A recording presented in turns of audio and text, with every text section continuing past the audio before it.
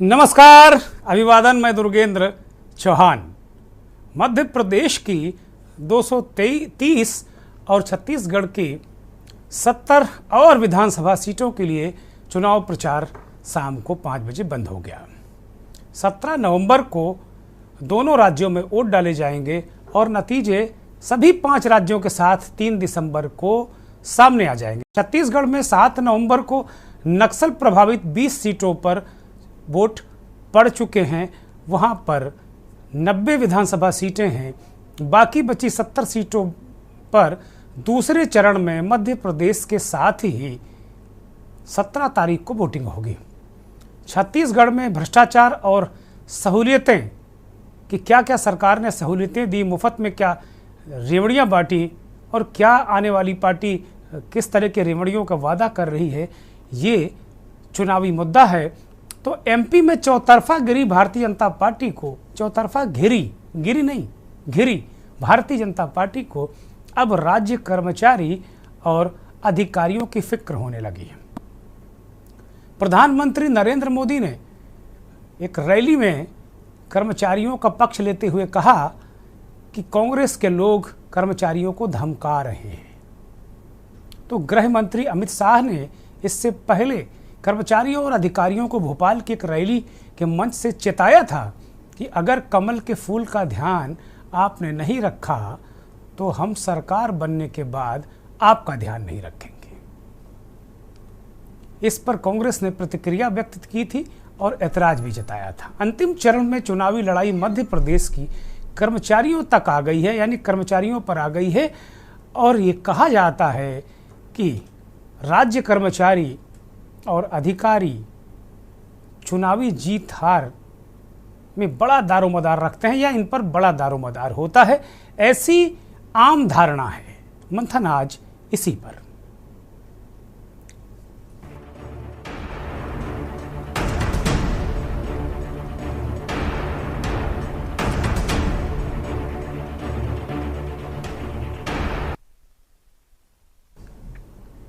मध्य प्रदेश विधानसभा चुनाव 17 नवंबर को होना है। ऐसे में प्रदेश में लगातार चुनाव प्रचार हो रहे थे, धुआंधार प्रचार लगातार चल रहा था। उत्तर प्रदेश के मुख्यमंत्री योगी आदित्यनाथ ने भी मध्य प्रदेश और छत्तीसगढ़ में धुआंधार चुनावी प्रचार किया।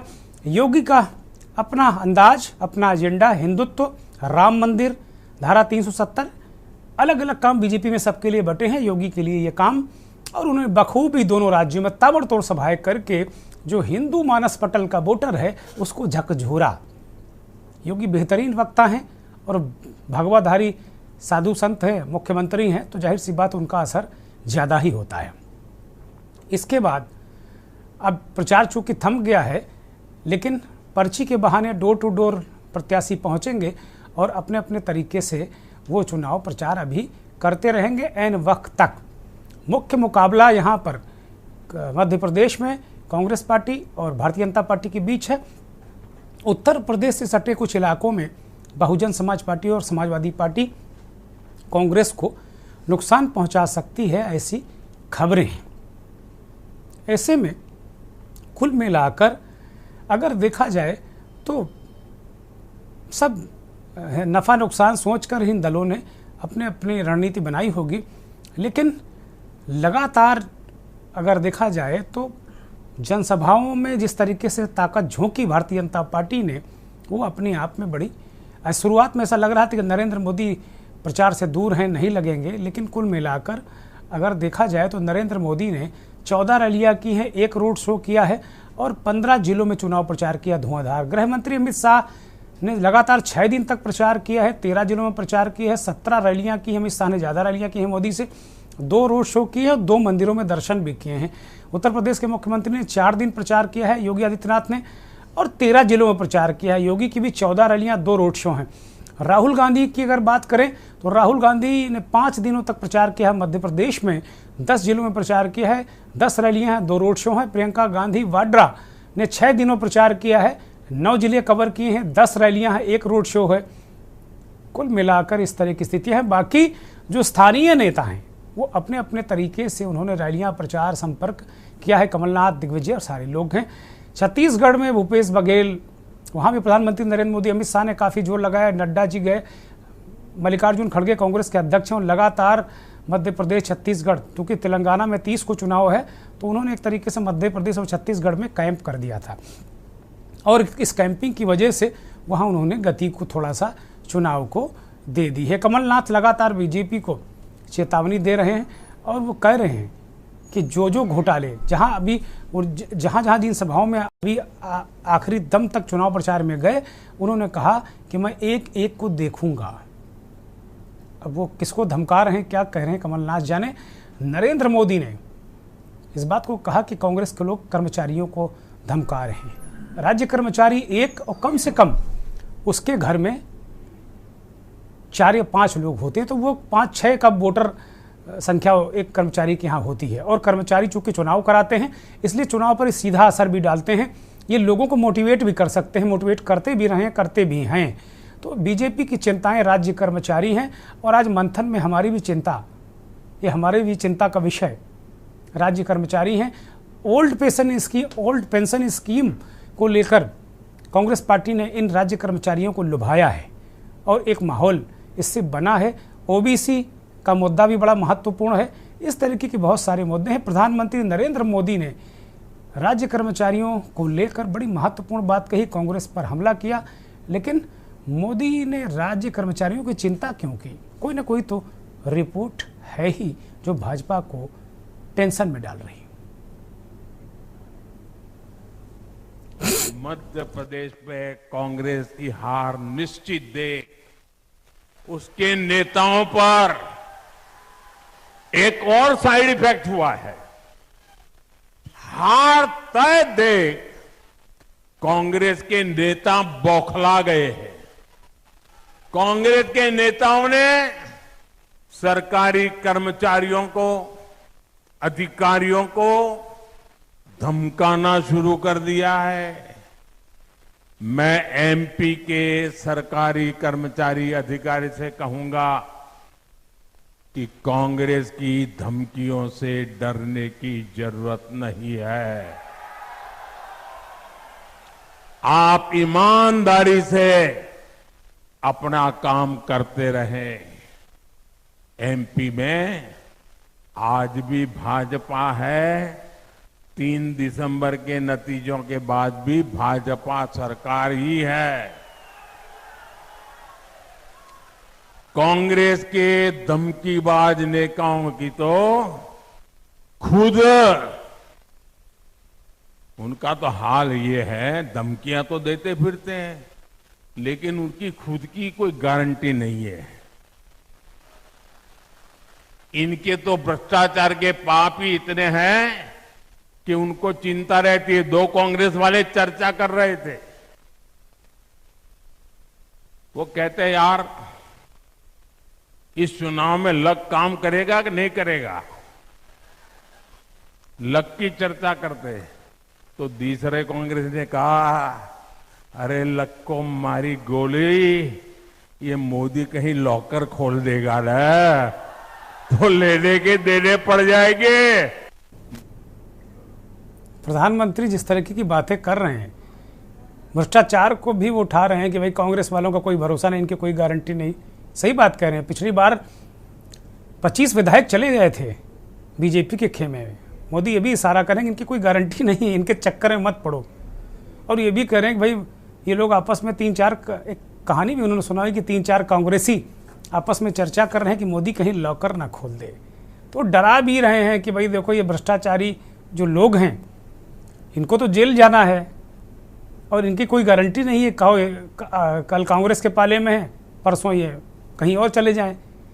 प्रधानमंत्री कर्मचारियों को बार बार ढांढस बंधा रहे हैं और इसकी वजह जो हमें जानकारी मिली है कि चूंकि अमित शाह ने इस बात को कहा था कुछ दिन पहले रैली में कि जो लोग अधिकारी कर्मचारी कमल का ध्यान नहीं रखेंगे, हम उनका ध्यान नहीं रखेंगे।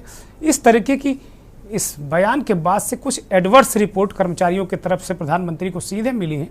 इसके बाद उन्होंने ढांढस बंधाया है और जो पिछले चुनाव में बीजेपी की मदद करते रहे हैं, जिन्हें कांग्रेस निशाने पर लेती रही है, उन कर्मचारियों को भी एक संदेश देने की कोशिश है।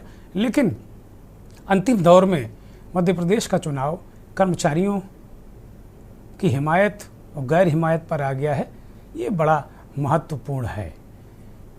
इस पूरे जो कर्मचारियों की हिमायत और गैर हिमायत पर आरोप प्रत्यारोप पर राजनीतिक दलों की प्रतिक्रियाएं क्या हैं, वो हम आपको सुना देते हैं।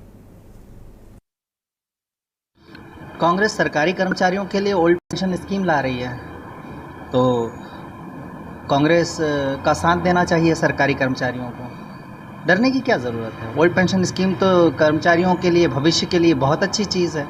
और मोदी जी ये बताएं कि मध्य प्रदेश में जो संविदा कर्मचारी है, स्वास्थ्य संविदा कर्मचारी है, सब हड़ताल पर क्यों हैं? कर्मचारी हितैषी नीतियां कांग्रेस की हैं, जो आज से नहीं, आज़ादी के बाद से रही हैं। तो जन जन का विश्वास कांग्रेस के साथ है, जन जन का विश्वास कमलनाथ जी के साथ है। मध्य प्रदेश में किसी को डरने की ज़रूरत नहीं है। जनता के विश्वास के साथ कमलनाथ जी की कांग्रेस की सरकार आने जा रही है। भोपाल में अमित शाह जी ने भी कहा था कि हर सरकारी कर्मचारी अधिकारी को कमल का ध्यान रखना है। भाजपा डरी हुई है, भाजपा भयभीत है, बौखलाई हुई है, इसलिए वो पुलिस, पैसा और प्रशासन का दुरुपयोग करना चाहती है। लेकिन मध्य प्रदेश की जनता आज एकजुट होकर कांग्रेस के पक्ष में खड़ी है, भाजपा के अन्याय के खिलाफ खड़ी है, कुशासन के खिलाफ खड़ी है। तो जन जन के विश्वास और जन जन के मन की एक सरकार हम मध्य प्रदेश को देने जा रहे हैं। माननीय मोदी जी चाहे जो कुछ कहें, या अमित शाह जी चाहे जो कुछ कहें, या कमलनाथ जी चाहे जो कुछ कहें, एक बात तो सब जानते हैं कि सरकारी कर्मचारियों का, अधिकारियों का, जांच एजेंसियों का दुरुपयोग ये पार्टियां अभी तक की करती आई हैं। इनको केवल यही आता है, सत्ता का दुरुपयोग करना, सरकारी विभाग के जुड़े हुए कर्मचारियों का दुरुपयोग करना। ये पार्टी के लोग यही करते आए हैं। आम आदमी पार्टी आएगी, निश्चित तौर पे कर्मचारियों को उनके हिसाब से काम करने दिया जाएगा। जो पॉलिसी होगी, पॉलिसी को इम्प्लीमेंट करने का काम वो लोग करेंगे। ईमानदारी से काम करने के लिए कर्मचारियों को बाध्य किया जाएगा। देखिए, ये कांग्रेस पार्टी की मोहब्बत की असली दुकान का स्वरूप है। बात मोहब्बत की करते हैं और काम धमकाने का करते हैं। कभी मतदाताओं को धमकाते हैं। मध्य प्रदेश के निष्पक्ष और ईमानदार अधिकारी कर्मचारियों को डराने धमकाने का कृत्य जो कांग्रेस पार्टी कर रही है, ये किसी का भला कर पाएगी क्या? हम समझ सकते हैं कि कांग्रेस की स्थिति आसन्न हार की हताशा को लेकर हताशाजनक, निराशाजनक, चिंताजनक है। पर इसका आशय थोड़ी कि आप लोगों को धमकाओगे। कमलनाथ कर्मचारियों को धमका रहे हैं, पत्रकारों को धमकाते हैं, अपनी पार्टी के कार्यकर्ताओं को मंच से उतार देते हैं। इतने बौखलाए क्यों हो कमलनाथ जी? हार को लेकर इतनी जल्दी मैदान छोड़ दिया, बौखला कर लोगों को डराने धमकाने लगे। यही कांग्रेस का असली चरित्र है।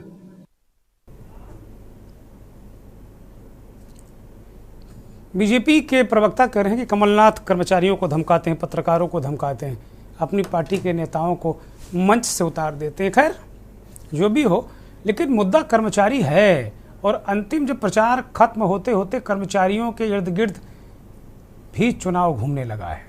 ओल्ड पेंशन स्कीम का सवाल हो, चाहे कर्मचारियों की चुनाव में भूमिका का सवाल हो, प्रधानमंत्री ने कहा कि कर्मचारी इस बात के लिए मुतमईन रहें कि आज भी भाजपा की सरकार है और 3 तारीख के बाद भी भाजपा की सरकार रहेगी। ये संदेश दूसरे तरीके से प्रधानमंत्री दे रहे हैं कि चिंता मत करो, अपना मानस पटल मत बदलो, क्योंकि 3 के बाद भी हमारी सरकार रहेगी और आज भी हमारी सरकार है।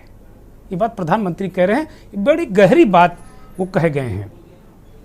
कांग्रेस के नेता पूछ रहे हैं कि भाई संविदा कर्मचारी हड़ताल पर क्यों हो, अगर इतने बड़े आप संविदा कर्मचारी हितैषी हैं? मुद्दे बड़े महत्वपूर्ण हैं। भ्रष्टाचार मुद्दा है, फ्री ब्रिज बहुत बड़ा मुद्दा है, कौन क्या कितना मुफ्त बांट लेता है, कौन क्या मुफ्त के वादे करता है, मुफ्त देने के वादे करता है। लेकिन कर्मचारियों का मुद्दा बड़ा अहम है। और कर्मचारी, मैं फिर कहूँगा कि राज्य कर्मचारी चुनाव में बड़ी भूमिका अदा करते हैं। उनके घर के लोग तो थोक में वोट देते ही हैं किसी एक पार्टी विशेष को, अगर उनको लगा कि इस पार्टी को जिताना चाहिए। लेकिन जब ये मतदान कराने जाते हैं तो वहाँ मोटिवेट करते हैं, 1-2% वोट मोटिवेट कर देते हैं। तो मुझे लगता है कि ये दिक्कत हो रही है, ये समस्या कहीं ना कहीं बीजेपी को लग रही है। इसलिए बीजेपी के सारे लोग इस बात को करें, कांग्रेस धमका रही है। माफ कीजिएगा, हम करा देते हैं। आम आदमी पार्टी के प्रवक्ता नेता हेमंत जोशी हमारे साथ इंदौर से जुड़े हैं। जोशी जी स्वागत, बहुत धन्यवाद, बहुत आभार। मोहित गर्ग साहब वरिष्ठ नेता हैं भारतीय जनता पार्टी के, भोपाल से हमारे साथ जुड़े हैं। बहुत धन्यवाद गर्ग साहब, बहुत स्वागत आपका। फिलहाल हमारे साथ छत्तीसगढ़ से एक वरिष्ठ पत्रकार विपुल कन्हैया साहब हमारे साथ जुड़े हैं।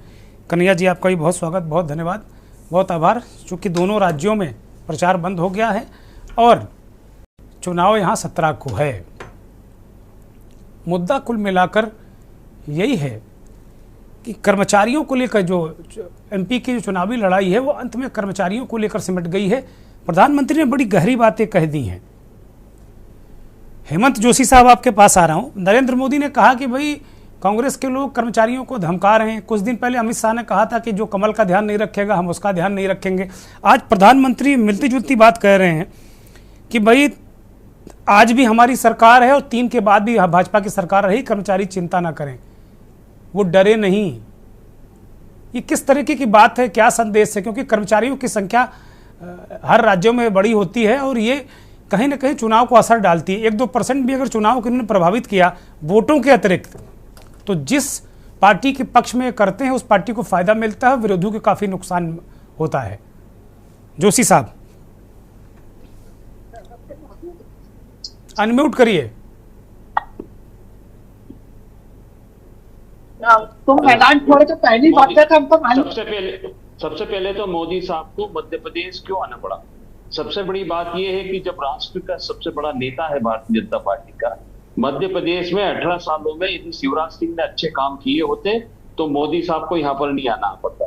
8 केंद्रीय मंत्रियों को यहाँ पे आना पड़ा, महासचिव को यहाँ पे आना पड़ा। मतलब 18 साल का आपका भ्रष्टाचार की सरकार, आपकी घोटालों की सरकार, आपकी अनीति की सरकार के कारण आपको मोदी के चेहरे पर चुनाव लड़ना पड़ रहा है। और मोदी जी कहते हैं कि मोदी का वादा, भाजपा का वादा। अरे मोदी का वादा क्यों? यहाँ पे प्रदेश में आपके जो नेता हैं जो चला रहे थे इतनी टाइप से सरकार, वो नहीं है क्या? उनको तो आप टिकट ही नहीं दे रहे थे, उनको तो मोहरा ही नहीं बना रहे थे, उनको तो मुख्यमंत्री का कैंडिडेट आपने पूरे 18 सालों में मध्य प्रदेश को बर्बाद कर दिया, भ्रष्टाचारों का राज बना दिया। तो घोटालों की बात कर लो, पटवारी घोटाला देख लो, संविदा घोटाला देख लो, सियासत घोटाला देख लो, व्यापम घोटाला देख लो, कारम डेम घोटाला देख लो। 250 घोटाले करके पूरे प्रदेश को गर्त में कर दिया और 4 लाख करोड़ का कर्जा कर दिया मध्य प्रदेश के ऊपर। और जो ये आपके वादे हैं, ये वादे कोई काम के नहीं, भले मोदी जी बोले या अमित शाह बोले या शिवराज सिंह बोले। जो कर्मचारी की बात कर रहे हैं, संविदा कर्मचारी क्यों परेशान हो रहे हैं? क्यों उनको आंदोलन करना? नहीं जोशी साहब, इन्होंने बड़ी महत्वपूर्ण बात कही। अमित शाह कहते हैं कि जो कर्मचारी अधिकारी ध्यान नहीं रखेगा कमल का, हम उसका ध्यान नहीं रखेंगे सरकार बनने पे। मोदी साहब कहते हैं कि चिंता मत करो, कांग्रेस वाले बौखला गए हैं, वो एमपी के सरकारी कर्मचारियों अधिकारियों को धमका रहे हैं, डरो मत, आज भी मेरी सरकार है, 3 के बाद भी मेरी सरकार रहेगी। क्या इशारा है? वो क्या कह रहे हैं? बड़ी गूढ़ बातें कहते हैं। प्रधानमंत्री जैसा शीर्ष नेता, विश्व के बहुत बड़े नेता, कुछ 3-4 बड़े नेताओं में से एक, भारत के सबसे बड़े नेता कहे जाते हैं वो नरेंद्र मोदी, उनको कर्मचारियों पे बोलना पड़ रहा है, तो मसला तो कहीं ना कहीं कुछ है।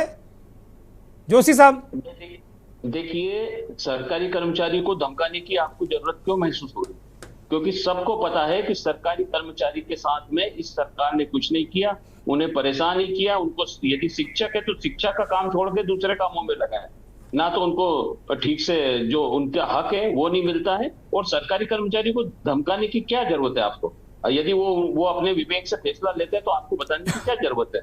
सिर्फ ये जुमला है, ये डराने की कोशिश है, और ये डराने से कर्मचारी नहीं, वो तो कह रहे हैं कि कांग्रेस डरा रही साहब, वो तो कह रहे हैं कांग्रेस डरा रही, वो कह रहे हैं हम ढांढस बंधा रहे, चिंता मत करो, हम आपके साथ हैं, ये कह रहे हैं वो दूसरे। और प्रधानमंत्री को अगर इतने लोकल मुद्दों पर बोलना पड़े तो भाई मुझे लगता है कुछ तो गड़बड़ है। या तो कोई रिपोर्ट आई है प्रधानमंत्री के पास कि राज्य कर्मचारी विरोध कर रहे हैं बीजेपी का, कुछ ना कुछ तो है जोशी साहब जो आप निकाल नहीं पा रहे हो।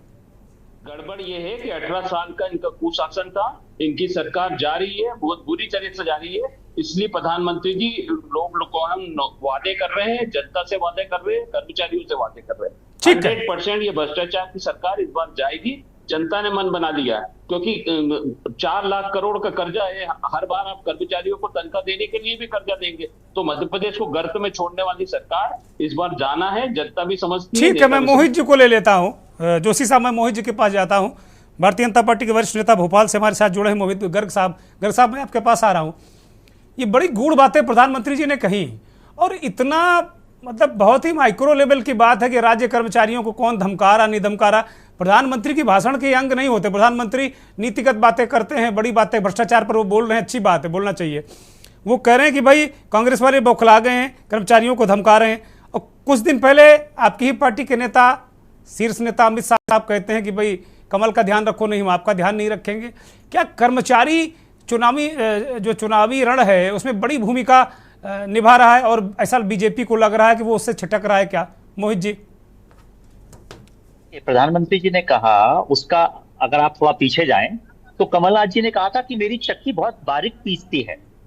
उसके संदर्भ में उन्होंने जवाब दिया था कि आप चिंता नहीं करिए, सरकार हमारी ही बनी रहने वाली है। और आप जहां तक अभी आपके प्रवक्ता कह रहे थे, तो ये तो 230 सीटों पर लड़ने वाले थे, 70 पे क्यों आ गए? तो क्या ये सरकार बनाने जा रहे हैं 70 सीटों के साथ लड़ने के बाद? 70 सीटों पर लड़ रहे हैं और सरकार बनाने जा रहे हैं क्या? और ये कम से कम भ्रष्टाचार की बात नहीं करें।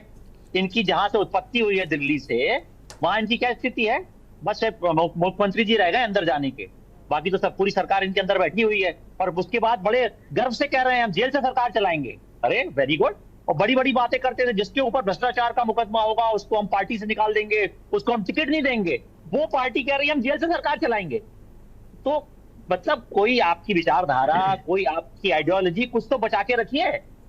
कि सिर्फ अन्ना आंदोलन के सहारे जो आपने अपनी दुकान, राजनीतिक दुकान सेट कर ली, उसके बाद आप जो बड़ी बात करते थे आइडियोलॉजी, पार्टी विद डिफरेंस कहां रह गया? पता आपने तो डिफरेंस जिससे करना था उसको भी पीछे छोड़ दिया। मुख्यमंत्री के अलावा सब अंदर है।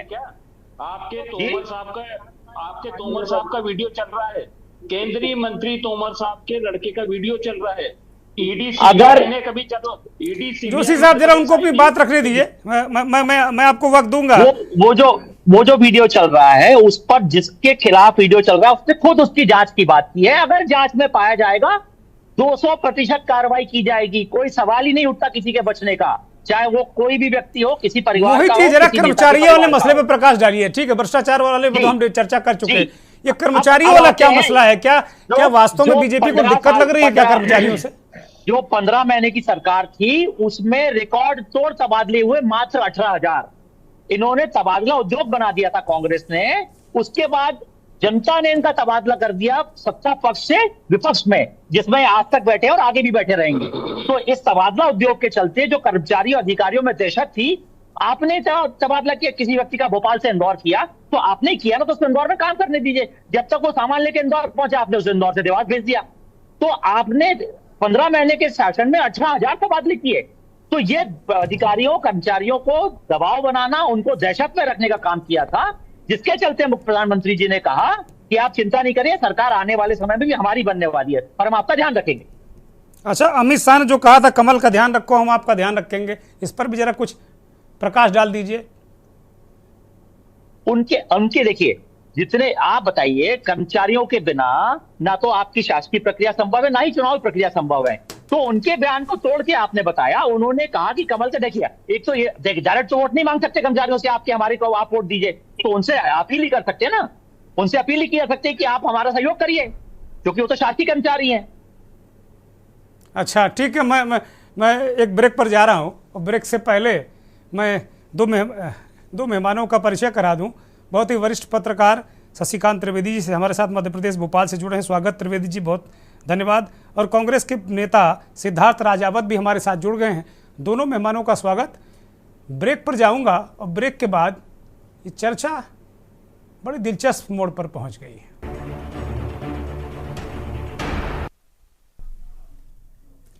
ब्रेक से लौट आए हैं और सीधे कांग्रेस के नेता सिद्धार्थ राजावत का रुख करेंगे। सिद्धार्थ जी, मैं आपके पास आ रहा हूं।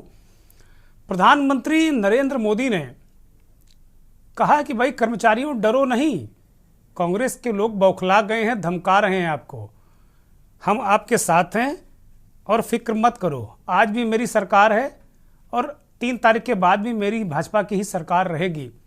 बीजेपी के प्रवक्ता कह रहे हैं कि चूंकि कमलनाथ ने 15 महीने की सरकार में 18,000 तबादले कर दिए थे, इसलिए प्रधानमंत्री चुनाव के अंतिम दौर में ढांढस उन्हें बंधा रहे हैं कि फिक्र मत करो।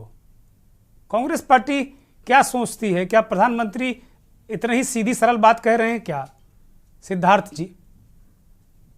चौहान साहब, 15 अगस्त 2014 को लाल किले की तख्ती से झूठ बोलने का सिलसिलेवार एक पूर्व नियोजित एक झूठ बोलने का एक क्रम चालू हुआ था, जो निरंतर अभी भी जारी है हमारे प्रधानमंत्री के द्वारा।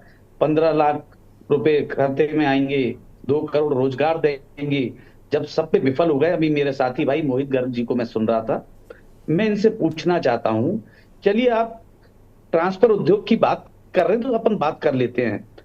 तुलसी सिलावट, गोविंद राजपूत, फिर हमारे प्रभुराम चौधरी जी, इमरती देवी जी, और भी 2-3 मंत्री हैं जो भारतीय जनता पार्टी में आके सम्मिलित हुए।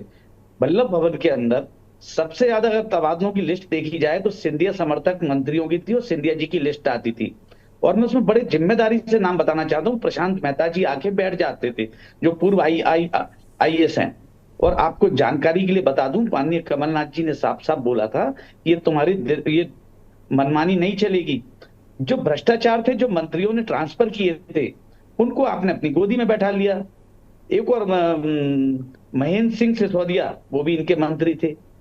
अभी आपने देखा भारतीय जनता पार्टी की कथनियों करनी में कितना फर्क है।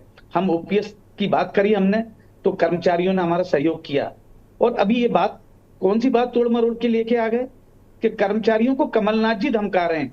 मैं आपको बड़ी जिम्मेदारी के साथ बताना चाहता हूं कि निकाय चुनाव में जिस समय कर्मचारियों, पुलिस, पैसा, प्रशासन तीनों की दम पे हमारे चुने हुए जो सरपंच थे, हमारे चुने हुए जो निकाय चुनाव में जो चुने हुए कैंडिडेट थे, किस प्रकार से उनको सर्टिफिकेट नहीं दिया गया, किस प्रकार से उनके सर्टिफिकेट बदल दिए कलेक्टर द्वारा, किस प्रकार से पुलिस SP ने जाके, ये बात है टीकमगढ़ के पास की, उनका घर तोड़ दिया और जीते हुए से उसका सर्टिफिकेट ले लिया। सर्टिफिकेट लेने के बाद उसको बदल के दूसरे को दे दिया। तो पुलिस, पैसा, प्रशासन तीनों का जो दुरुपयोग किया था, तब कमलनाथ जी ने कहा था कि कल के बाद परसों भी आता है, समझ ले अगर मेरी सरकार आई तो जो फूल छाप और फूल का पट्टा पहने हुए जो कर्मचारी काम कर रहे हैं उनको भी अच्छा, वो मोहित गर्ग साहब ने एक और बड़ी सरल भाषा में बड़ी सुंदर बात कही कि अमित शाह साहब ने जो कहा था उसको आप लोग तोड़ मरोड़ रहे हैं। उन्होंने सीधी सरल बात की कि हमारा सहयोग करो चुनाव कराने में, कमल का सहयोग करो चुनाव कराने में। वो कह रहे हैं कि बहुत सीधी सरल बात कही थी, आप लोग उसे चुनाव आयोग तक ले गए। अमित शाह ने कहा था कि भाई कमल का फूल याद रखो, नहीं तो हम आपको बाद में याद नहीं रखेंगे। नहीं, बिल्कुल, देखिए ये बात तो साफ जाहिर हो गई है। हमने उसमें, आपने देखा चुनाव आयोग में भी हमने शिकायत की है। ये एक बयान नहीं है, ऐसे कई बयान दिए हैं, ऐसे कई कार्य किए हैं जिसमें चुनाव आयोग भी संज्ञान नहीं ले रहा है। राजावत साहब, ये कर्मचारी क्यों मुद्दा आखिरी में हो गए? लोग कहते हैं कि कर्मचारी बड़े महत्वपूर्ण होते हैं, चुनाव का रुख बदल देते हैं, 1-2% का स्विंग दिला देते हैं, बड़े वाचाल होते हैं बातचीत में भी, वो कहो ऐन वक्त पर वोट पलटवा दें। और प्रत्येक कर्मचारी जो है वो कहीं ना कहीं उसके 4-5 वोट तो उसके अपने घर के होते हैं।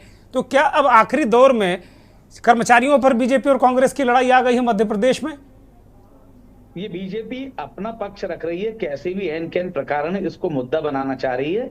कर्मचारी हमारे साथ में है, माननीय कमलनाथ जी के ऊपर उनका पूरा विश्वास है। आप देखिए इन्होंने अतिथि शिक्षकों के साथ क्या किया, आप देखिए जो संविदा वाले थे उनके साथ किया। अभी पटवारी घोटाला जिसमें लगभग 11 से 12 लाख लोगों ने फॉर्म भरे थे, फॉर्म का तो घोटाला है ही है। और जो योग्य पटवारी जिसमें चयनित होने थे उनकी जगह पे भारतीय जनता पार्टी के एक विधायक के कॉलेज में किस प्रकार से भ्रष्टाचार हुआ, तो वो भी आज हमारे साथ में है। तो ये इनकी अंदरूनी बौखलाहट है और ये बौखलाहट निकल रही है, जमीन सरकते हुए दिख रही है भारतीय जनता पार्टी को। मुद्दे हैं नहीं, महंगाई पे बात नहीं करते, बेरोजगारी पे बात नहीं करते, नरेंद्र सिंह तोमर के पुत्र पे बात नहीं करते। नरेंद्र सिंह तोमर के पुत्र के घर ईडी क्यों नहीं जा रही है, पूछिए। वो कह रहे हैं भाई, वो खुद ही कह रहे हैं जांच कराओ, तो इतने सीधे सरल आदमी है, उन्होंने कहा जांच करा लो भाई। अब कौन जांच करेगा? आपकी सरकार आएगी तो जांच होगी। हमारी सरकार आएगी तो जांच भी होगी और जेल के अंदर भी जाएंगे। अभी तो देखिए आप, ईडी कांग्रेस के पास भेजी जा रही है। जब हमने सवाल किया, राहुल जी ने सवाल किया, प्रियंका जी ने सवाल किया, सुप्रिया श्रीनेत जी ने सवाल किया, पवन खेड़ा जी ने किया, कह रहे मोदी जी जरा ईडी तो भेजिए। चलिए मैं दूसरे चक्कर में आऊंगा, ईडी पर दूसरे चक्कर में आऊंगा। मैं वरिष्ठ पत्रकार हमारे साथ छत्तीसगढ़ से जुड़े हुए हैं, उनको मैं ले लूं, चूंकि काफी देर से हमारे साथ जुड़े हो, फिर शशिकांत जी के पास आऊंगा। विपुल कन्हैया जी के पास मैं जा रहा हूं। विपुल जी, छत्तीसगढ़ का चुनाव, दूसरा चरण है छत्तीसगढ़ का, वहां भी राज्य कर्मचारियों को लेकर कुछ मुद्देबाजी है क्या? और वहां क्या भ्रष्टाचार ही सबसे बड़ा मुद्दा है? जो सहूलियतें हैं, रियायतें हैं, फ्री ब्रिज हैं, यही सबसे बड़ा मुद्दा है क्या? विपुल कन्हैया। बात की जाए छत्तीसगढ़ की, तो पहले चरण में जो 20 सीट का जो चुनाव है, वो जो नक्सल प्रभावित क्षेत्रों में जो हुआ है, वहां पर जो बात की जाए तो कम से कम 20 सीट में से 10 से 12 सीट तो बीजेपी की मतलब है। और अभी जो आज प्रचार थमा है दूसरे चरण का 17 तारीख वाले में, तो उनकी बात की जाए तो कम से कम 25 से 30 सीट का मतलब एक आंकड़ा मानूंगा कि बीजेपी के कब्जे में रहेगा। नहीं, और मैं ये कह रहा हूं कि मुद्दे क्या है वहां, तो खैर जनता तय करेगी। अभी हम लोग कितना प्रेडिक्ट कर पा रहे हैं पता नहीं, लेकिन अभी मुद्दे क्या है वहां? बेसिक है बेरोजगारी का। छत्तीसगढ़ में बेरोजगारी ज्यादा है, पढ़े लिखे लोग ज्यादा है नहीं, यहाँ आदिवासी का क्षेत्र है छत्तीसगढ़, और बेरोजगारी ज्यादा है। कोई भी पार्टी आए, चाहे कांग्रेस आए चाहे बीजेपी आए, पर एक प्रलोभन देती है और रोजगार कोई भी प्रकार का यहाँ आता नहीं है। अच्छा, ठीक है, मैं शशिकांत जी को ले रहा हूँ। शशिकांत जी, कांग्रेस के लोग ये सवाल उठा रहे हैं कि भाई संविदा कर्मचारी हड़ताल पर चल रहे हैं और प्रधानमंत्री जी कह रहे हैं कि कर्मचारियों डरो नहीं, कांग्रेस वाले बौखला गए हैं और वो आप लोगों को धमका रहे हैं, अभी भी हमारी सरकार है और 3 के बाद भी हमारी सरकार रहेगी। ये अचानक कर्मचारियों को लेकर इतने बड़े नेता को ये सब बातें कहनी पड़ रही हो, और ऐसा क्या क्या क्या खबर है, क्या स्थिति, क्या परिस्थिति है शशिकांत जी वहां पर? देखिए, क्या है कि एक जो लंबे समय से जब एक सरकार रहती है सत्ता में और बहुमत से रहती है या ज्यादा डोमिनेंस में रहती है, तो अंदर बहुत सारी बातें चलती रहती हैं, कयास रहते हैं, डर रहता है, भ्रम रहता है, दुविधा रहती है। और फिर यदि सरकार का मुखिया डायलॉग ना करे, फीडबैक मैकेनिज्म ना हो, तो परेशानी खड़ी होती। जैसे मनमोहन सिंह सरकार जो थी, यूपीए गवर्नमेंट, वो बहुत अच्छी स्कीम लाई थी, स्कीम उसकी बुरी नहीं थी, लेकिन उनके पास फीडबैक मैकेनिज्म नहीं था कि एक्चुअली वो स्कीम आपने लाए हैं तो हुआ क्या उनका, उसका कोई बेनिफिट मिल रहा है नहीं मिल रहा है। तो अच्छी स्कीम मनरेगा जैसी स्कीम होने के बाद भी वो टिक नहीं पाए और बुरी तरह चुनाव में हारे। तो होता क्या है कि मध्य प्रदेश सरकार जो अभी बैठी है 10-15 साल से, और 1900% ग्रोथ जो कि मैंने उस दिन बोला था जी, जो कहीं नहीं हुई, तो आपको तो प्रचार करने की जरूरत ही नहीं होनी थी। क्यों प्रचार करना है आपको, बात ही क्यों करनी जब आपकी स्कीम्स बहुत अच्छी हैं, लोग बहुत अच्छे हैं, इतनी स्कीम बढ़ गई है, इतना इन्वेस्टमेंट आ गया है, चारों तरफ जो है लोग पढ़ लिख गए हैं, आमदनी बहुत अच्छी है, महंगाई नहीं है, तो फिर बेरोजगारी भी आपने सब दूर कर दी है, तो फिर आपको ये सब की जरूरत क्यों पड़ रही है? तो इसके मैं अलग से आप कुछ कहें या मैं कहूँ, ये सब दिख रहा है कि आपके अंदर कुछ भ्रम है, डर है, भय है कि अल्टीमेटली जो पावर है वो बहुत बड़ी जनता के पास होती है, वो डिसाइड करती है कि क्या करना है। जहां तक सवाल कर्मचारियों का क्या है, तो वो सारे कर्मचारी जो है 8.5 लाख करीब कर्मचारी हैं मध्य प्रदेश में, वो सबके सब चुनाव में नहीं लगे होते हैं, सबके सब इन्फ्लुएंस नहीं करते हैं। और जहां 8.5 करोड़ की पॉपुलेशन है, उसमें 8.5 लाख कर्मचारी जो है वो एक तरफ से देखा जाए तो वो बहुत ज्यादा इन्फ्लुएंस नहीं कर सकते। लेकिन उस चुनाव का जो सिस्टम है, जो मैंने समझा है, मेरे घर में बहुत लोगों ने चुनाव कराए, तो सब रिटायर हो गए और कुछ लोग तो नहीं भी रहे। तो चुनाव में बहुत बचपन से देखा मैंने कि चुनाव एक्चुअली जो भारत का है उसमें रिगिंग पॉसिबल है ही नहीं, हो ही नहीं सकती, सवाल ही नहीं उठता है। कोई किसी तरह से इन्फ्लुएंस कोई कर्मचारी कर ही नहीं सकता, वो जो लगा हुआ है चुनाव में, जब तक कि सारे लोग मिल ना जाए। जैसे कि ट्रेन में मैं एक्सीडेंट मानता ही नहीं हूँ कि ट्रेन में कोई एक्सीडेंट हो सकता है, जब तक कि 3 स्टेशन एक जैसी गलतियां ना दोहरा दें, मिल ना जाए वापस में, इंफॉर्मेशन का गड़बड़ी हो। तो चुनाव को कर्मचारी प्रभावित कर पाएगा, कुछ कर पाएगा, ये तभी संभव है जब ऊपर से नीचे सब लोग एकजुट हो गए हों, एक साथ मिले हों, एक साथ कम्युनिकेशन हो रहा हो और कोई डर का वातावरण। अब कांग्रेस धमका कैसे रही है जब वो बाहर बैठी है सत्ता में, ये थोड़ा समझ में नहीं आ रहा है। प्रधानमंत्री जी कह रहे हैं भाई, आप कह रहे हैं, मैं मान लेता हूं कि इन्फ्लुएंस नहीं है, लेकिन उनके घरों के वोटर भी हैं। अगर 8.5 लाख कर्मचारी हैं तो 5 से गुणा करके उनके वोटरों की संख्या भी देखिए, वो हमको नहीं लगता वो भी दिक्कत है। देखिए, मान लीजिए कांग्रेस फिर से चुनाव हार जाती तो क्या करेगी कर्मचारियों का? वो उनका ट्रांसफर कर देगी, उनको नौकरी से निकाल देगी, क्या करेगी? तो वो धमका कैसे हटाएगी?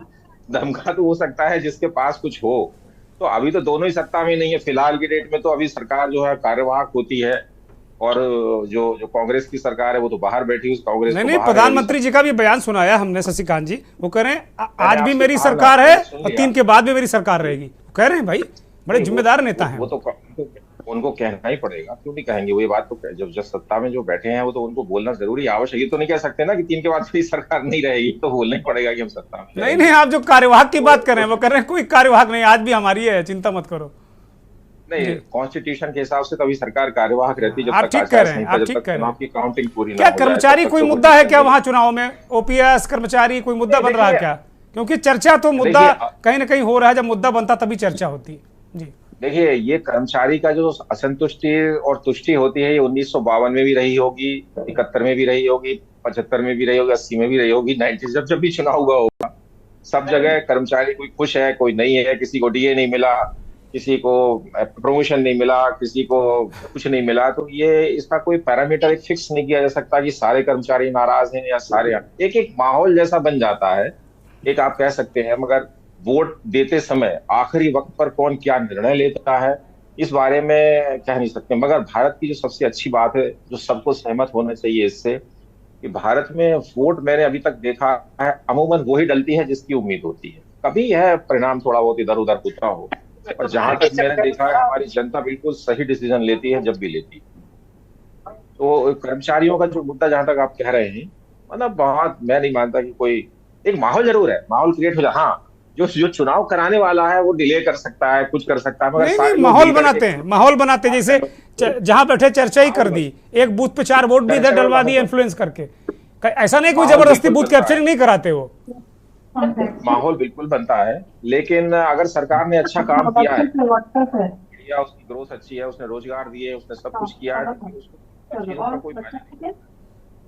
फिर तो प्रचंड बहुमत से आना चाहिए, जैसा वो 2004 में आए थे, 3-4 में आए थे, वैसा से आना चाहिए। अगर आपने काम बहुत अच्छा किया, आपका तो हमेशा ग्राफ ऊपर जाना चाहिए था, नीचे आने का सवाल ही नहीं उठता है अगर काम अच्छा हुआ है। तो काम अच्छा नहीं हुआ है तो 3 तारीख को मालूम चल जाएगा कि कर्मचारी इन्वॉल्व थे या कौन इन्वॉल्व था, कि पब्लिक थी कि गरीब था, क्या मुद्दे हैं महंगाई।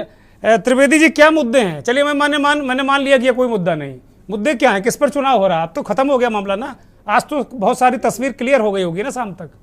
बिल्कुल सही बात है। मुद्दे हम लोग जो सुनते रहे, जैसे आज ही मैं एक बताऊं, बहुत छोटी सी घटना घटी। मैं चुनाव आयोग कार्यालय में बैठा था, केंद्रीय मंत्री को एक कलेक्टर की शिकायत करनी पड़ी। उन्होंने एक आदेश निकाला, ये चुनाव आयोग आदेश पढ़ाने की बूथ तक जो है वो कोई मोटरसाइकिल भी नहीं जाएगी। तो आदमी कैसे जाएगा, फिर पैदल तो जाएगा। तो देखिए, इस तरह के जो फ्लॉज हैं वो चलते रहते हैं। मुद्दा जो है मेन है महंगाई, बेरोजगारी, ये मुद्दा पूरे भारत में है। और कोविड के बाद से आर्थिक स्थिति अच्छी नहीं है, और यदि आर्थिक स्थिति अच्छी ना होने के बाद अगर आप विचार में मैं होता, अगर आप मुझसे पूछें कि मैं मुख्यमंत्री होता तो क्या बोलता, तो मैं माफी मांगता, मैं कहता कि मुझे मालूम है कि ये स्थिति है, ये गलत हुआ है, कोविड से हम बहुत परेशान हैं, आप सबके पास रोजगार नहीं है, पर हम इम्प्रूव कर रहे हैं, वो करेंगे, आगे कोशिश करेंगे। लेकिन अगर आप ये कहें कि महंगाई एकदम कम हो गई है, सब कुछ चीजें सस्ती बिक रही हैं, कोई बेरोजगारी नहीं है, तब फिर पब्लिक बहुत गुस्से में आती है। और वो फिर जो लोग वोट देने कई बार नहीं जाते हैं, जब गुस्से में रहते हैं कि नहीं ठीक है चलो वोट देने नहीं जाना, फिर वो जाकर के वोट डाल के आते हैं। और वो जैसा आपने 2003-4 के चुनाव में देखा, मैं आपको बता दूं, हम तो उस समय बाकायदा जॉब में थे, तो हमें पेज 1 पे 8-8, 10-10 घंटे भोपाल राजधानी में लाइट गोल रहती थी, और हमें पेज 1 पे खबर लगानी पड़ती थी कि मध्य प्रदेश में बिजली में अभूतपूर्व सुधार हुआ है। तो वो अभूतपूर्व सुधार चुनाव में दिख गया फिर, और वो ऐसा दिखा कि अभी तक वो फिर जो अंधेरा बना हुआ है उनके, तो क्या होता है कि राजनीतिक पार्टियों को फीडबैक मैकेनिज्म रखना चाहिए, और अगर वो फीडबैक मैकेनिज्म नहीं रखती हैं, बहुत दिक्कत खड़ी होती है, चाहे वो पार्टी कोई भी। ऐसा मेरा सोच। कुछ पैनलिस्ट का कहीं किसी का कोई माइक खुला हुआ कृपया बंद कर लें, क्योंकि डिस्टर्बेंस आ रहा है। मैं जोशी साहब के पास जाऊंगा। जोशी जी, मैं आपके पास आ रहा हूँ, बाकी लोग बंद कर लें माइक, जब उनकी बारी आए तब बोलेंगे, तो मुझे लगता है डिस्टर्बेंस नहीं होगा। जोशी साहब, शशिकांत जी बहुत ही मंजे हुए पके हुए जर्नलिस्ट हैं, उन्होंने अभी 2003 का एक उदाहरण दिया। महंगाई और बेरोजगारी, ये क्या मुद्दे हैं क्या दो? ये तो भाई बीजेपी के लोग कहते हैं कि महंगाई है ही नहीं, बेरोजगारी है ही नहीं, थोड़ा बहुत अगर आलू प्याज महंगा होगा तो होता रहता है। ये सबसे मूलभूत मुद्दे हैं शिक्षा, स्वास्थ्य, रोजगार, महंगाई, महिला सुरक्षा। जिस मामले में जो वर्तमान सरकार थी वो फेल थी। शिक्षा के लिए इन्होंने कोई काम नहीं किया, ना अच्छे स्कूल बनाए। स्वास्थ्य सुविधा हमने कोरोना में देखी कि हमको ना ऑक्सीजन मिलती थी, ना दवाई मिलती थी, ना हॉस्पिटल मिलते थे। कोई नया इंफ्रास्ट्रक्चर नहीं बनाया, कोई सरकारी अस्पतालों को ठीक नहीं किया। और महंगाई में आप एक तरफ तो लाडली बहना, 3 करोड़ लाडली बहना में से सिर्फ आपको पास में 1 करोड़ लाडली बहना की बात करते, बाकी के 2 करोड़ लाडली बहना की बात नहीं करते। उनको 1000 रुपए देने के बाद में आपको महंगाई में जीरा जैसी चीज जो रोज की चीज है उसको 1000 रुपए कर दिया। आपने हर चीज में महंगाई बढ़ा दी। तो महंगाई सबसे बड़ा मुद्दा है, रोजगार सबसे बड़ा मुद्दा है। इस यहाँ पर मध्य प्रदेश में क्या हालत है, पटवारी जैसे घोटाले होते हैं जहां पर रोजगार के लिए युवा जाता है, उसको बड़ी सोचने पे मजबूर हो जाता है कि किस प्रदेश में मैं अपना जीवन यापन करूंगा। रोजगार के साधन नहीं है यहाँ की जगह, और बड़ी बड़ी बातें करते हैं। आप 4 लाख करोड़ के कर्जे में भी मध्य प्रदेश को किया है, आपने ऐसी कौन सी योजना ला दी? कौन सा फॉरेन इन्वेस्टमेंट आ गया? कौन सा फॉरेन उद्योग आ गए जिससे युवाओं को रोजगार मिल रहा है? रोजगार की बहुत बुरी कंडीशन है मध्य प्रदेश में। इसी तरह महिला सुरक्षा में भी देखिए, उज्जैन जैसी जगह पे बच्ची के साथ में ये होता है। घोटाले तो है ही सही, घोटाले तो अपरंपार है, घोटाले 250 घोटाले आपको मिला नहीं, पर बाकी के महिला सुरक्षा भी एक बहुत बड़ा मुद्दा है जो मध्य प्रदेश इसमें फेल है। महिला अत्याचार में नंबर 1 है, कुपोषण में बहुत बुरी स्थिति है मध्य प्रदेश की, रोजगार में युवा बैठा हुआ है देख रहा है। हम सरकार वो करेगी पर सरकार का ध्यान नहीं है, सरकार के लिए ये मुद्दे ही नहीं है, सरकार के लिए दूसरे मुद्दे। ठीक है, मैं मोहित जी के पास जाऊंगा। मोहित जी, महंगाई, बेरोजगारी, महिला सुरक्षा क्या मुद्दा है क्या? देखिए, महंगाई, बेरोजगारी, महिला सुरक्षा, ये तो मुद्दे होने ही चाहिए। ये मुद्दा आपके चाहने से या मेरे चाहने से हो या नहीं, नहीं, सैद्धांतिक रूप से मैं नहीं पूछ रहा हूं, है क्या? आप भी वहां प्रचार कर रहे होंगे, घूम रहे होंगे, ऐसे मुद्दे बने हैं क्या वहां पे? देखिए, हमारी पार्टी का तो शुरू से 2013 से देख लीजिए, हमारी पार्टी का तो जो चुनाव का एजेंडा ही विकास बेस्ड होता है। विकास पे हम अपना एजेंडा सेट करते हैं। कांग्रेस की तरह नहीं है कि हम आपको ये फ्री देंगे वो फ्री, सब अच्छा करिए, आप फ्री दे रहे हैं, मगर उसके बाद विकास की बात तो करिए कि आपके पास क्या रोड मैप है। आपने फ्री दे दिया, बहुत अच्छी बात है, आप ये भी दे देंगे वो भी दे देंगे, मगर आपके पास कोई रोड मैप ही नहीं है। इसके बाद हम क्या करेंगे? आप बताइए। 1400 इन्होंने वचन दिए, 1400 वचन दिए। आपके पास 5 साल की अगर आपकी काल्पनिक सरकार, जो कि आप इंदिरा भवन के अंदर बना चुके हैं, इंदिरा भवन मध्य प्रदेश का कांग्रेस कार्यालय है, उसका नाम इंदिरा भवन है, उसके अंदर इनकी सरकार बन चुकी है, मगर क्या आपने देखा 1875 दिन होते हैं 5 साल में, 1430 घोषणाएं करी है, वचन दिए इन्होंने। कितना दिन मिलेगा आपको ये घोषणा पूरी करने में?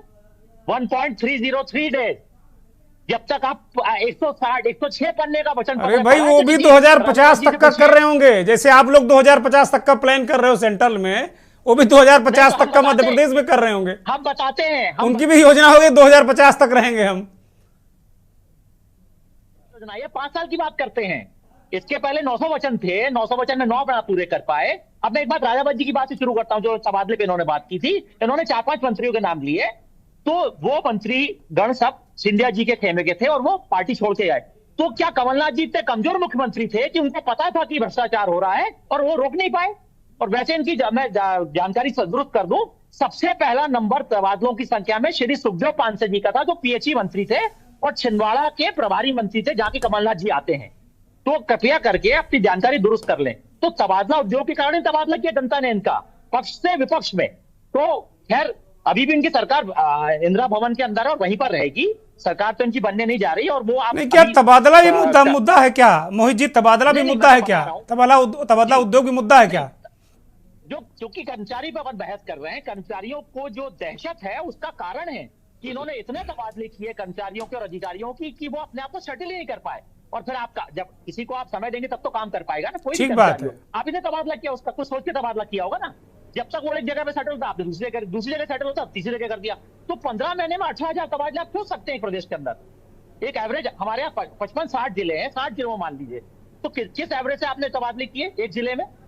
तो आप, जब तक आपका एडमिनिस्ट्रेशन स्टैब्लिश नहीं होगा, स्टेबल नहीं होगा, आप क्या विकास करेंगे?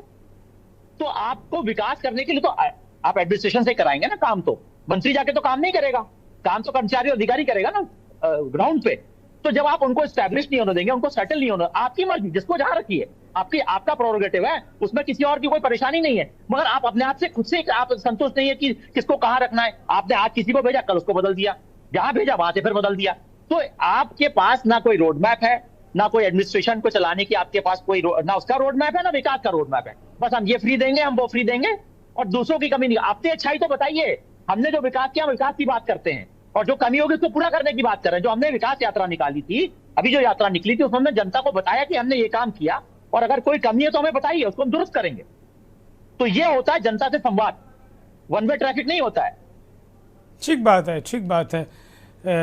शशिकांत जी, मैं आपके पास आ रहा हूँ। बीजेपी के नेता इस बात को कह रहे हैं कि भाई जो बीजेपी है उससे बहुत अच्छा अनुभव है सरकार चलाने का, वो मैनेजमेंट है, रोड मैप है। कांग्रेस केवल फ्री बांट दो, फ्री बांट दो ये करके आई। तो क्या जो कांग्रेस का फ्री वाला दांव है वो क्या दिक्कत में कुछ डालेगा बीजेपी? क्योंकि हम देख रहे हैं कि जो प्रत्यक्ष रूप से तो विरोध नहीं करते बीजेपी के नेता, लेकिन परोक्ष रूप से कहीं ना कहीं इस बात को कहते हैं कि भाई फ्री बांट डालोगे सब तो कैसे चलेगा देश? तो 1200 रुपए भी तो फ्री है, वो 3000 रुपए बाद में देना वो भी फ्री है एक तरह से। तो आप इकोनॉमिक एक्टिविटी जनरेट करने के उसमें विकास का मॉडल है, विकास का रोड मैप है जो वो फ्री बांट रहे हैं। जब आपकी 1900% ग्रोथ है तो फिर आपको 1200 रुपए क्यों देने पड़ रहे हैं, या 3000 रुपए आपने प्रॉमिस क्यों किया हुआ है? ये तो तब है, डोल आउट तब होता है जब बहुत संकट हो, श्रीलंका जैसी क्राइसिस मची हो, खाने को ही नहीं है लोगों के पास, तभी पैसा देना पड़ता है ना। पैसा ऐसे थोड़ी देना पड़ता है, ऐसे तो एक्टिविटी जनरेट कर दीजिए आप, इकोनॉमिक एक्टिविटी। आप जैसा रेलवे है, रेलवे घाटे में चल सकता है, लेकिन दोनों तरफ ट्रैक पर जो सुबह से लेकर के रात तो कभी सोते ही नहीं है लोग, होटल चलती हैं, कुली चलते हैं, रिक्शे वाले चलते हैं, पता नहीं कौन कौन से इकोनॉमिक एक्टिविटीज होती हैं, तो लोगों को रोजगार मिला होता है। तो सरकारों का काम जो है शादियां कराना नहीं होता, सरकारों का काम पैसे बांटना नहीं होता। सरकारों को, चाहे कोई भी सरकार हो, कांग्रेस हो बीजेपी हो, उनका काम होता है इतना ज्यादा इकोनॉमिक एक्टिविटी जनरेट करने के साधन पैदा कर देना कि वहां लोग अपनी इकोनॉमिक एक्टिविटी करते रहें। ठीक है शशिकांत जी, मैं एक छोटा सा कमेंट ले लेता हूं। मोहित जी एक छोटा सा कमेंट, और जोशी जी आपका भी छोटा सा कमेंट, उसके बाद मैं खत्म करूंगा कार्यक्रम।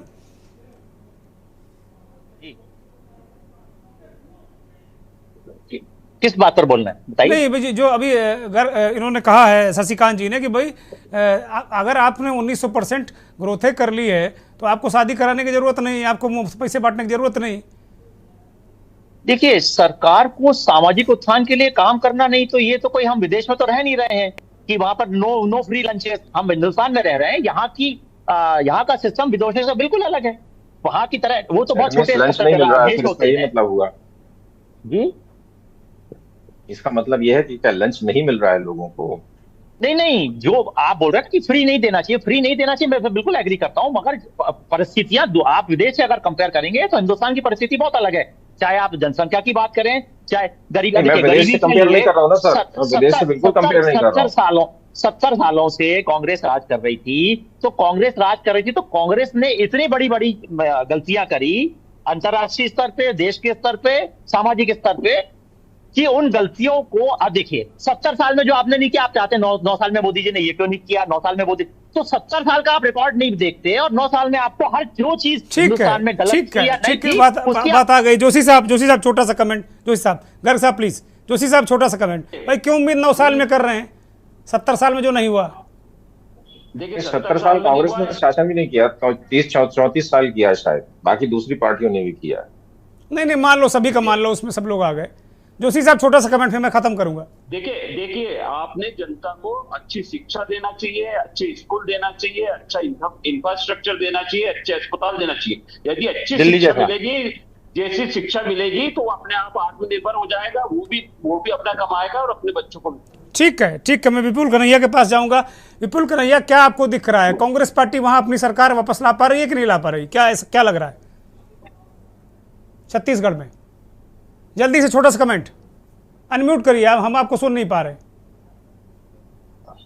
बहुत कसाकसी का दौर चल रहा है छत्तीसगढ़ में, क्योंकि मुख्यमंत्री जी है और जो पाटन में, वो तो अपने विजय बघेल से ही पहले लड़ाई चल रही है उनकी, कि विजय बघेल हावी हो रहा है उनके ऊपर। अच्छा, मतलब कुल मिला के बड़ी बड़ी कांटे की टक्कर है छत्तीसगढ़ में भी। यहाँ पर मुफ्त में बांट के जो वादा किया है कि हम कर्जा माफ करेंगे और बोनस देंगे, तो ये सब जो प्रलोभन जो किसानों को मतलब खोखला बनाने का है, वो सब चीज जो है, आपकी फ्रेंचाइजी बांटेंगे। हाँ, महादेव वाला जो चल रहा है अभी, उसकी फ्रेंचाइजी बांटेंगे जी।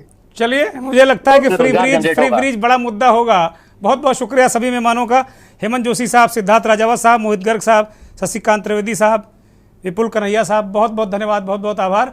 मुझे लगता है मध्य प्रदेश और छत्तीसगढ़ में जो फ्री ब्रिज है, मुफ्त की रेवड़ियाँ, ये बड़ा मुद्दा रहेंगी।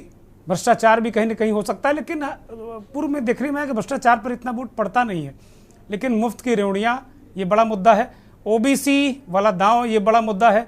और राज्य कर्मचारी भी कोई लाख कहे, लेकिन कहीं ना कहीं इनकी चिंता सभी दलों को रहती है और ऐसी अवधारणा है कि ये जिस तरफ रहते हैं सरकार उसकी बन जाती है। बहुत बहुत शुक्रिया, नमस्कार।